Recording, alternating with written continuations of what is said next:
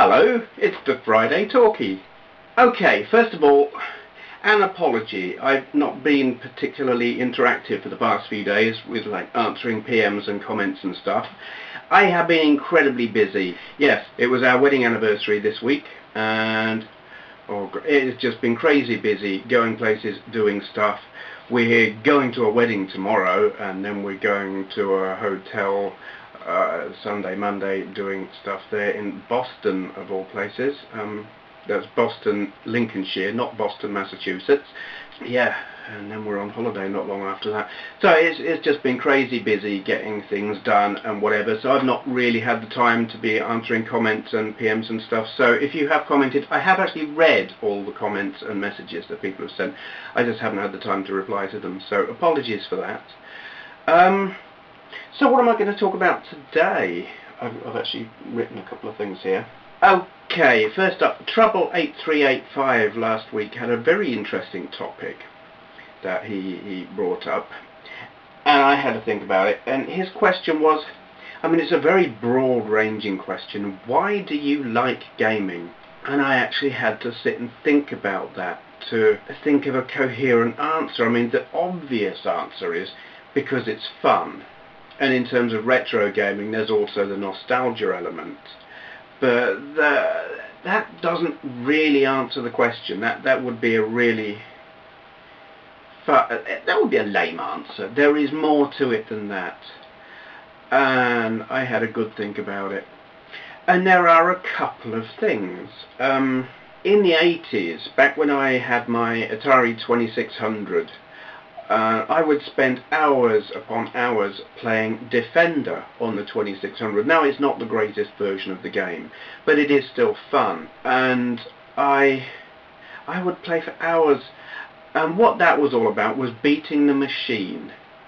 I really enjoyed, and still enjoy, the challenge of beating the machine. It's like, you're just a pile of chips. You're not going to beat me. And it's great fun when you actually get the better of it, which when you play like me doesn't happen very often. But back then I was quite good at Defender on the 2600. I'm sure I had it on the easiest settings, but I did push it all the way around the clock, and that was very satisfying. Modern games, I sat and had a think about, one of my favourite games is Battlefield 1943, which is an online game, and I thought, so if I played Defender to beat the machine, am I playing Battlefield 1943 to beat the other people? And that would seem like an obvious answer, but it's not actually why I enjoy that game. That's not it at all. That game to me is like meditation. The fact that there are people controlling those other characters in the game is an absolute irrelevance to me. They could be computer controlled for all I care. That game is all about getting in the zone. And when I play it for about 3 hours at a time, maybe more if I can get away with it. And it takes me about half an hour to an hour before I hit the sweet spot, so to speak, my own, the zone where you can do stuff without having to think about it. You want to get there, or point your gun there, or throw this the right distance. You can do it without thinking about it, and once you're in that mental state, it's bliss. It is so satisfying. You just, it puts you in the game, but it's not about the escapism. It's just about a mental state that is really enjoyable. It's hard to explain what I mean. I'm sure actually lots of you know exactly what I'm talking about.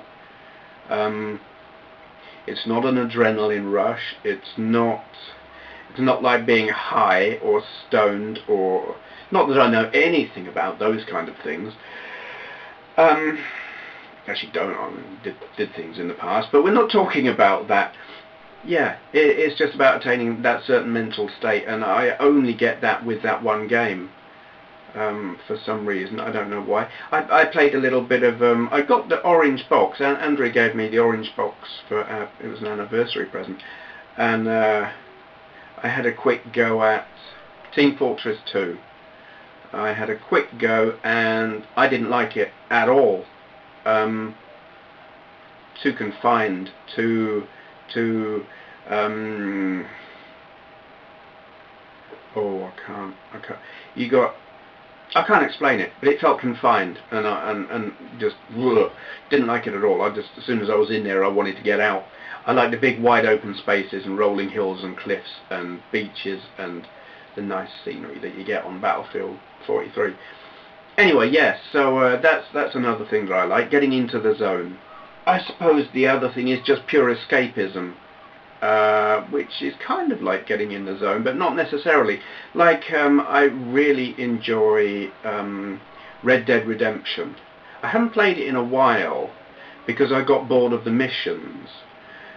They all seem to be the same thing over and over, but I love just sitting on the horse and traipsing off into the distance and exploring and that kind of thing. That sort of escapism, like Grand Theft Auto. I gave up playing the missions on that, partly because I got stuck, but I love just going and walking around that city, and it's absolute escapism.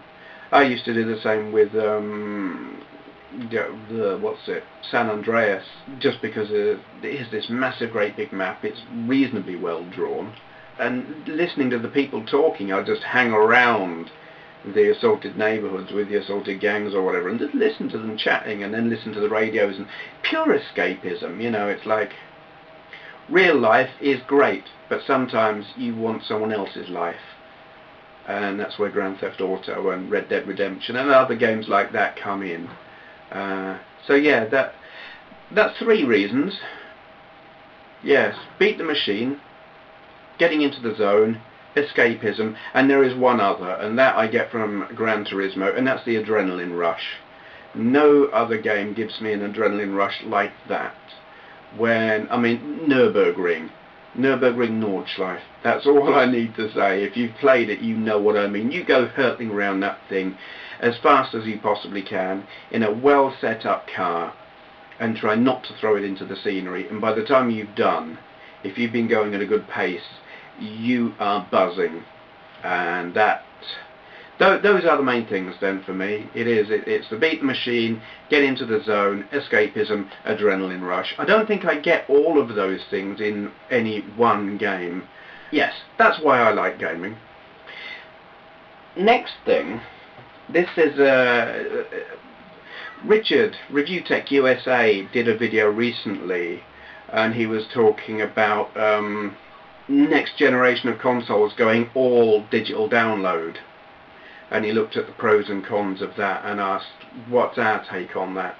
And I left a comment there, which he thought was very interesting, and said, yeah, do a response. So I'm going to do that here. Whether I actually set the whole thing up as a video response, I don't know, because I talk about other stuff. But anyway, my thing, digital downloads, going entirely digital download. Most of you will know this because I've talked about it a bit anyway. I'm very, very, very anti-digital download.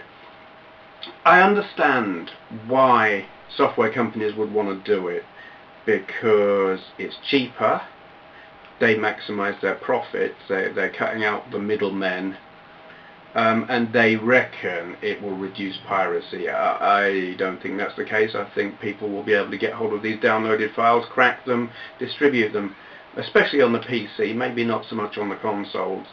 But I'm very, very anti. And what it comes down to, and I said this in my comment, the PSP Go is the perfect example.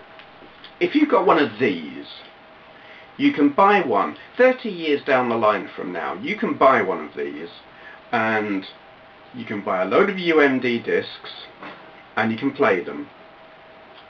You don't have to rely on whatever is with this bundled with it when you buy it. You know, if you can get the console, you can get the games.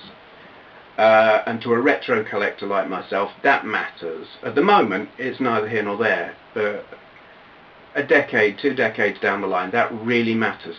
So, and then you get your PSP Go. You buy it on eBay. It's working, but the memory is either corrupt or empty. How are you going to get your games? How are you going to play anything on it? 20 years down the line from now, no way in hell is Sony going to let you download PSP games. They'll have discontinued it and stopped supporting it. I don't for one moment believe you'll be able to download them on the PlayStation Network, if it even exists then. So you've got this handheld that you just plain can't put anything on. You can't buy it. There's no second-hand market for digital downloads. It will be a pretty little brick that you can't do anything with. And imagine all games consoles going that way. Now I'm really hoping Sony learned a lesson. The digital download should be optional. The PSP Go bombed. It bombed hugely. Was that because it was stupidly expensive? Partly, probably. But did they learn actually people don't want digital download as an exclusive method for getting their games? I hope they learned that. I think if that becomes the exclusive method for getting your games, retro gamers or retro gamers collectors, people like me and some of you, 20 years down the line are going to be screwed. You know, you'll be able to buy the hardware, but you won't be able to put anything on it, and that's crap. Very, and I'm totally opposed. It benefits no, there are benefits to the end user. If you're just wanting a game right here, right now, you don't have to go to the shops, you just want to put in your credit card and wait for the download like a couple of hours, hey presto, there's your game. Great. And you play it, and you finish it, you probably delete it if you want the space on your drive or whatever, and it doesn't matter. Like some people who watch films, they'll just watch the film and that's it. I like to watch a film more than once. I've got films that I've watched, well, I've watched Blade Runner over 1,000 times, and I don't exaggerate. That is not an exaggeration to say I've seen Blade Runner over 1,000 times. I like it that much. So to me, just watching a film once is like, why would you? If it's a good film, watch it again. So I want to keep it, and I would much rather have a physical disc than a digital file. And I'm exactly the same with games. I don't want a digital file that's going to fill up a hard drive, and then if I want more I've got to delete them to make space. That is just not acceptable. So you need discs, because one of these days the digital networks that they're using to supply this software won't be there. They'll stop supporting them. They'll shut them down, because they're businesses, and businesses don't last forever. Look at Commodore, look at Atari. Yes, there is a company out there still called Atari, but really. Okay, this brings me on to something else that I've kind of been pondering, and I'm not entirely sure what I think yet. A lot of people have been talking about the news that Nintendo have they've dropped the price of the 3DS, and the reason they've done that is because quite simply no one's buying it. And the reason no one's buying it, there are probably two reasons, maybe three. Well, one will probably be people don't see it as that big a step up from the DS and the DS Lite and the DSi, whatever. And they'll be thinking, well, why should I? What's the big deal? I've already got one of these. I'm not going to spend that much money on something that's not that different. If the 3D isn't really important to them, they're just not going to bother. The price is just too expensive, no doubt about that. And the lack of really killer app games. There's no. I have to say, I mean, I love the idea of the 3D on it, but there isn't a single game on there that I want to play. I just don't. There's nothing that will make me buy a console to play whatever they've got on that. You know, it's like there's not. You know, Zelda. I just don't give a crap about Zelda, and it's an N64 game. I mean, my God, talk about milking the. I don't know what the phrase is, but you know, cash cow something. It's just old. They haven't really stepped up and produced anything that makes you want to have to buy it. So anyway. Here is the thing. Are we heading for another crash? A year ago, if anyone had even suggested to me that we were heading for another crash, I'd have said, don't be stupid, you don't know what you're talking about, things are booming. I look at it now and I think, what happened in the crash? And it's the second gaming crash. When Atari flooded the market, there was a crash before that. The market crashed with Pong machines. It was the second crash in, what, 83? market was saturated with mediocre software. And we're exactly there now. We've got a glut of gaming. Well, we've got 3 major home consoles, and then we've got handhelds, and more coming. And there's a masses and masses of software, games. Who knows what's good? You've got to rummage through piles of stuff to find a gem. And here's the thing. The average age of a gamer today is 37. And 25% of gamers are over 50. Now, back in the 80s, gamers were kids, and kids had lots and lots and lots of time to spend playing games. And even then, people weren't prepared to spend the money to wade through the shit to try and find the good games. Now, given that modern games require much more time to get the best out of them, given that your average gamer is 37, they don't have that much time. Being married, having kids, having jobs, having a life, you can't spend all that much time wading through a game just to find out if it's good or not. So people are only buying the stuff that they know is an absolute gem. And with there being so much crap flooding the market, sales are going to be suffering. And I can only see it going one way, unless, well, I mean, are Nintendo doing the trick? Are they getting to the younger market? It used to be Nintendo specialised in kids' games. Are they still doing that? Certainly their games don't appeal to me, so maybe they are, but Wii sales are down, 3DS sales are abysmal. They look like they're in trouble, and Sony and Microsoft, I don't know. But I see the signs. I'm not saying we're heading for a crash. I absolutely can't predict that.